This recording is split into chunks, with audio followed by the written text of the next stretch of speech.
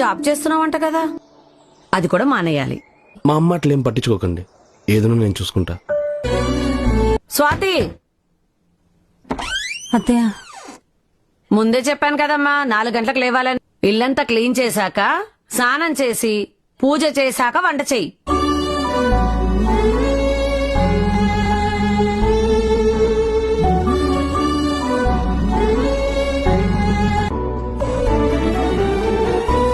అత్తయ్య కాఫీ.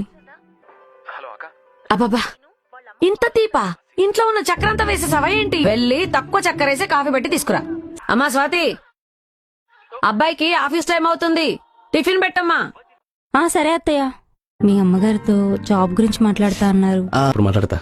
అమ్మా, స్వాతి జాబ్ చేస్తా ఉంటుంది. ఎందుకురా మనకు జాబు? చేస్తున్నావు కదా. అమ్మ చెప్పింది కూడా నిజమే కదా స్వాతి. బయట పని ఉంది, బాయ్ మా. ఏంటి నా కొడుకుతో రికమెండేషన్ చేస్తున్నావు? ఇంట్లో ఉండి తినడానికి ఏంటి రోగం? జాబ్ చేస్తుందంట జాబు. ఏ స్వాతి, లే. అత్తయ్య చాలా తలనొప్పిగా ఉంది, కొంచెం సేపు పడుకుంటా. టీ పెడుతురాడు.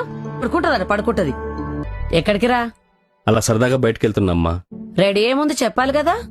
ఇదేనా నేర్పించింది మీ అమ్మా నాన్న? తను రానంది మా, నేనే తీసుకెళ్తున్నా. రా స్వాతి, చాలా బాగా షాపింగ్ చేశాం కదా, రేపు పక్కా మూవీకి వెళ్దాం. ఎరా నీకు బాగా డబ్బులు ఎక్కువైపోయాయి. పెళ్ళానికి బట్టలు షికార్లు తిప్పుతున్నావుగా. తిప్పు తిప్పు. మూవీకి వెళ్దామన్నారు, టికెట్స్ బుక్ చేశారా? మనం బయట వెళ్తుంటే అమ్మ ఫీల్ అవుతుంది.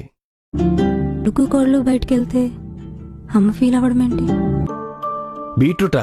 నాకొద్దు, నేను తిన్ను. మీ అమ్మగారు చెప్పలేదా ఇది హెల్త్ కి ఎంత మంచిదో అని? ఏ ఉద్దేశంతో నువ్వు మా అమ్మ గురించి మాట్లాడకూడదు అంతే. లేదు మీ అమ్మ నాన్న మొగుడుతో ఎలా మాట్లాడాలో నేర్పించలేదా? ఒక పని చేయడం రాదు, పొద్దున్న లేవడం రాదు. ఇదేనా మీ అమ్మ నాన్న నీకు నేర్పింది?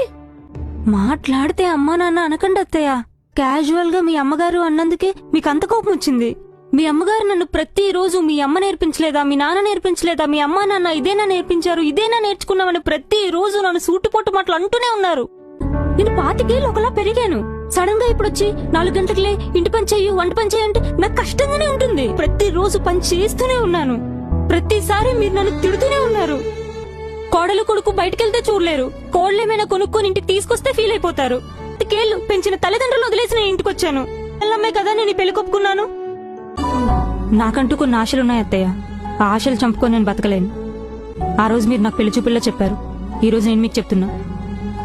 మీరే ఆలోచించుకొని చెప్పండి. 25 ఏళ్ల ప్రేమని, అలవాట్లని అన్నింటినీ వదిలేసి ఓ అమ్మాయి మన ఇంటికి వస్తుంది అంటే ఆ అమ్మాయికి ఏ దారి లేక కాదు, మన కట్టుబాట్ల మీద ఉన్న గౌరవంతో. మనం కూడా తనని గౌరవించాలి.